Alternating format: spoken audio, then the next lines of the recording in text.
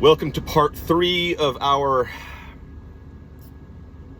comprehensive and in-depth and final criticism and analysis of the Trinity for quite a while. Obviously, I'm going to be rehashing certain things over the years, coming back to them in one way, shape, or form or another, but for now, this is going to kind of cinch everything up, everything we've been discussing about the Trinity over the last year and a half.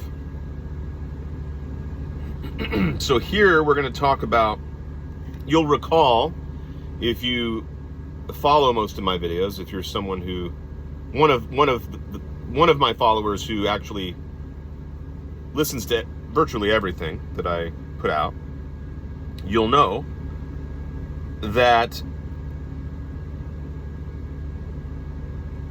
I talked about how the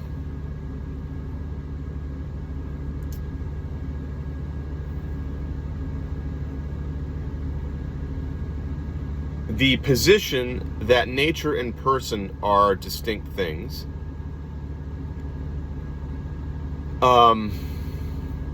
is very, very problematic from the standpoint, specifically,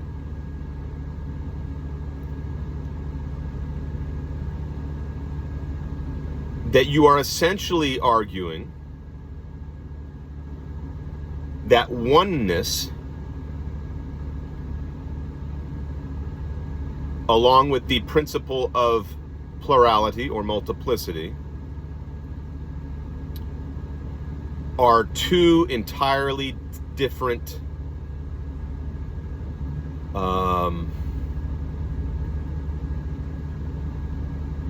ontological categories.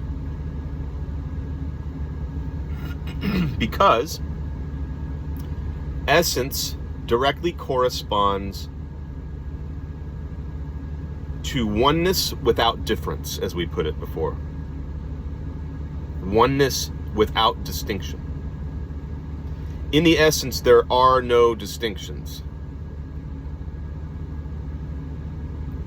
There are distinctions among the persons. There are distinctions, there are different energies. Of course, that depends on who you talk to in the Orthodox Church. Jonathan Hill would say there's just one power. Jay Dyer and others would say that there are an infinite number of energies. But let's just leave that aside and go with what we hear most commonly, which is we hear the energies being spoken of in the plural.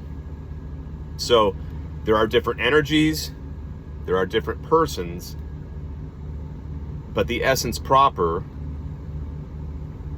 is not characterized by distinction or difference.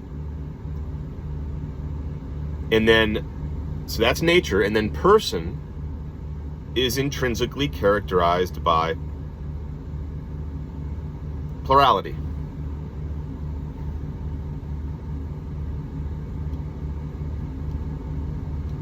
So when you posit the nature-person distinction, you're positing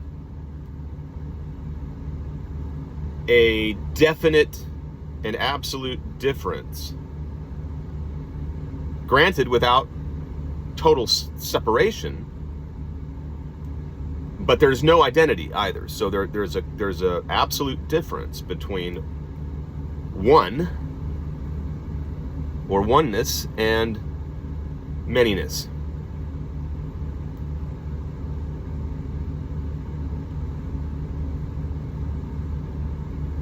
As though they existed in two completely different categories, albeit they exist co-eternally. Let's put it that way. That might make it easier to understand what I'm saying.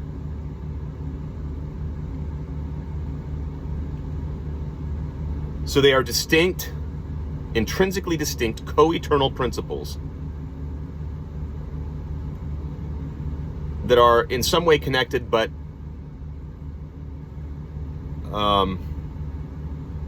exist in two different realms, so to speak. And so this is really, the person-nature distinction is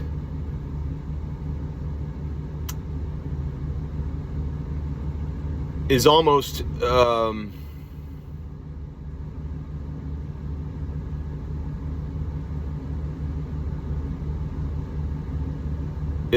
a how would you put it?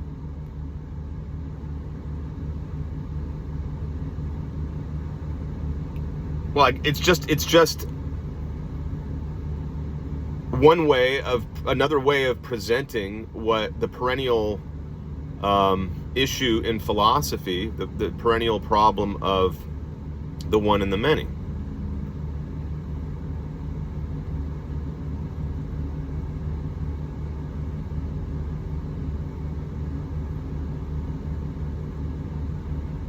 Now, clearly the one solving the one and many problem in such a way that you are able to affirm oneness without compromising plurality, or to affirm plurality without compromising unity, cannot be done if you maintain nature and person as existing basically in two different co-eternal realms,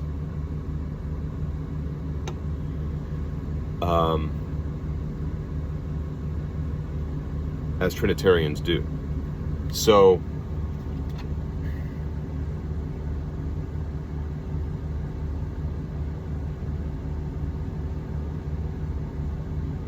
there's probably more I could say about that, and I hope I don't end this video wishing that, or feeling like there was something I left out or had forgotten.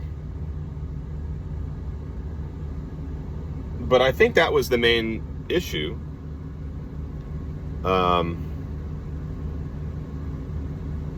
This person-nature distinction is integral to the one and many problem, which most people don't notice.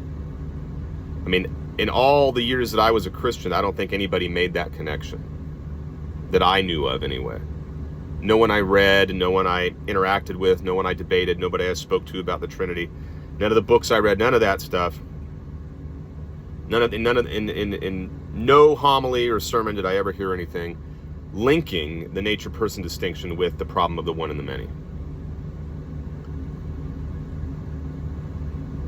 in such a way, anyway, that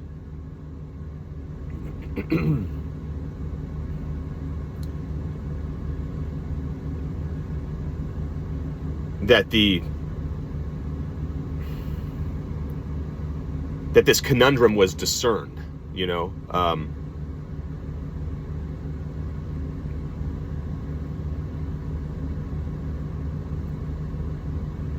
How do we take two different things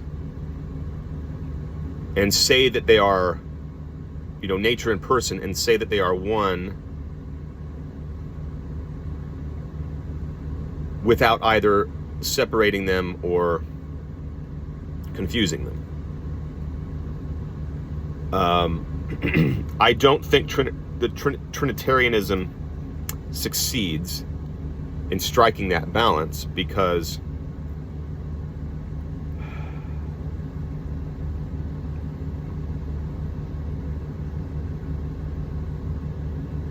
I think the church doesn't realize that by contrasting one thing with another, person with nature, person, the notion of person in Christianity, the very notion, simply occupies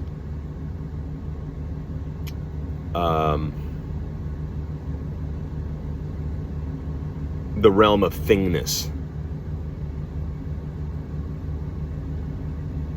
much in the same way that nature does. You're just giving it two names, and you want to affirm that person is more than nature, but the best you can do is really say that they are two different things, hold them in tension and contrast one with the other. And so ultimately you have two different ontological principles that you are not able to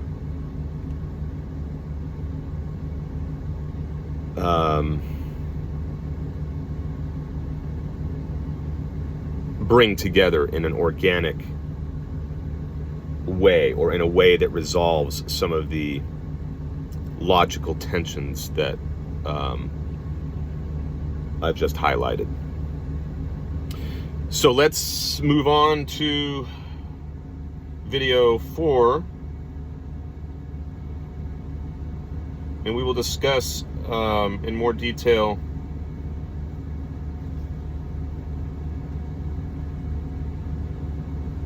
the matter of causation, hypostatic causation.